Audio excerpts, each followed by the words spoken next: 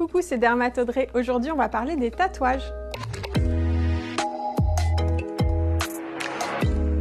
Le tatouage consiste dans tous les cas en une injection d'encre dans le derme superficiel. Pour ça, soit on monte des aiguilles sur une machine électrique, ça s'appelle un dermographe, soit on le fait à la main, c'est le hand poke ou les tatouages traditionnels. Quant aux encres, la réglementation change régulièrement. En Europe, il existe des règlements interdisant ou limitant la concentration de certains ingrédients considérés comme dangereux. Cependant, les analyses des encres disponibles sur le marché montrent qu'ils ne suivent pas toujours ces réglementations. Les compositions exactes ne sont pas indiquées, la date de péremption et la stérilisation non plus, ou bien le produit peut contenir des bactéries. C'est un peu la loterie. Par ailleurs, un tatoueur peut acheter ses encres dans le monde entier. Il est donc très difficile d'obtenir une traçabilité des produits utilisés. Les tatoueurs sont malheureusement rarement en mesure de donner à leurs clients un document précisant les couleurs, les marques, les numéros de lot et la composition des encres injectées dans un tatouage. C'est pour ça que si vous envisagez un tatouage, faites appel à un tatoueur professionnel en qui vous avez confiance. C'est pas une décision sur un coup de tête.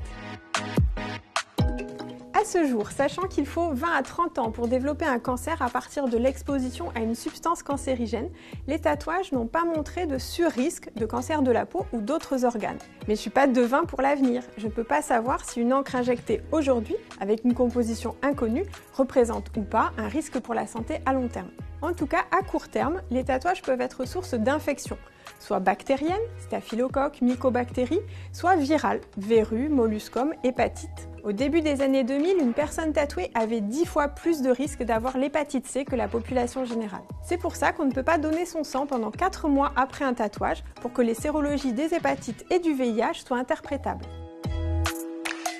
Les tatoueurs appliquent souvent un pansement le premier jour car l'encre, la lymphe, le sang peuvent ressortir de la peau. Ensuite, on peut appliquer une crème cicatrisante, plus ou moins antibactérienne, plusieurs fois par jour, le temps que les croûtes s'éliminent et que l'épiderme se restaure, en général pendant 2 semaines. Ça se trouve en vente libre, en pharmacie. Il faut également éviter les baignades pendant quelques semaines et l'exposition au soleil pendant quelques mois.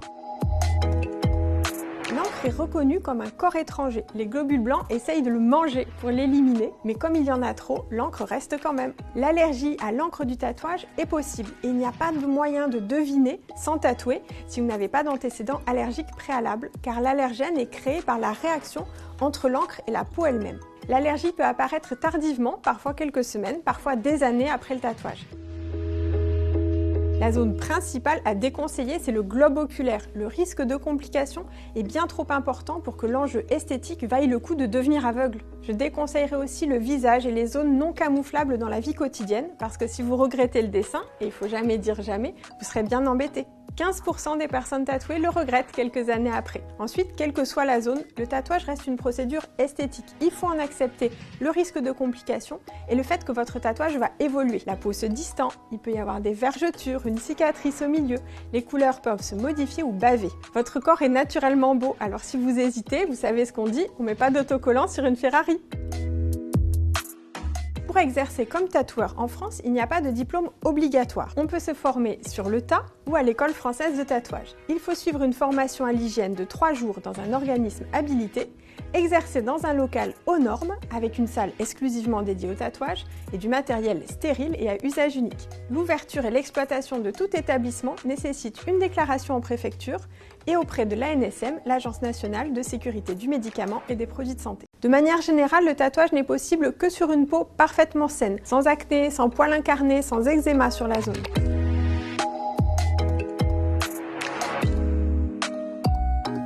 Je ne sais pas ce que vous entendez exactement par invasif, Laetitia, mais le détatouage utilise un laser qui fait exploser les gouttes d'encre dans la peau. Il faut répéter les séances jusqu'à avoir obtenu l'effacement souhaité en 6 à 10 séances, voire plus. C'est assez douloureux et toutes les encres ne peuvent pas être éliminées, notamment les couleurs bleu, vert, jaune, rose, blanc, les encres pailletées ou fluorescentes, ainsi que certaines encres de maquillage permanent. Une fois cicatrisé, l'épiderme est refermé et n'est pas concerné par le tatouage. Vous pouvez donc l'hydrater avec le produit que vous voulez. L'huile de coco contient principalement des acides gras saturés et est un peu comédogène. Seule, elle ne constitue pas un soin émollient si vous avez la peau sèche. Il n'y a pas de risque théorique pour la santé à piquer dans un tatouage. Il y a peu de risques que l'aiguille emmène du pigment en profondeur. Et dans le cas de la péridurale, comme son nom l'indique, ça reste autour des méninges et pas dedans. Oui, on évite toujours les grains de beauté dans un tatouage. D'une part parce qu'on ne peut pas affirmer que ça favoriserait pas un mélanome à long terme, vu qu'on ne peut pas certifier de l'innocuité de l'encre. D'autre part parce que la surveillance des grains de beauté nécessite de bien les voir. Et s'il y a de l'encre dessus, on ne verrait pas une modification suspecte et on dépisterait un mélanome éventuel très tardivement.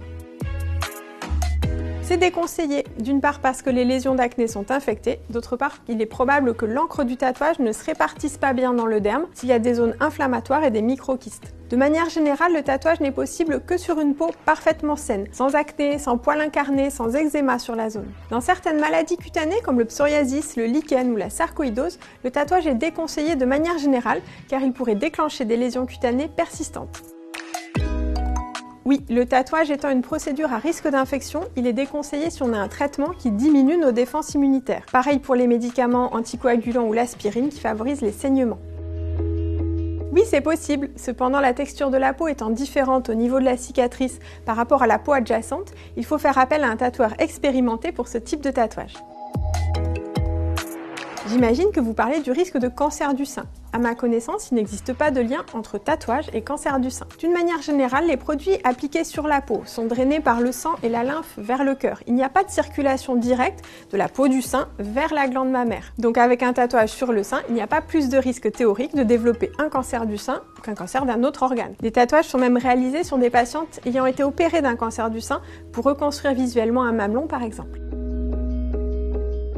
Oui, votre système immunitaire réagit encore à l'encre de votre tatouage. Les patients nous décrivent souvent des gonflements ou des démangeaisons qui sont dues à une libération d'histamine, comme l'urticaire, surtout dans les situations de stress, fatigue, infection, sport, chaleur ou exposition solaire. Merci pour toutes vos questions, j'espère y avoir répondu. À très bientôt!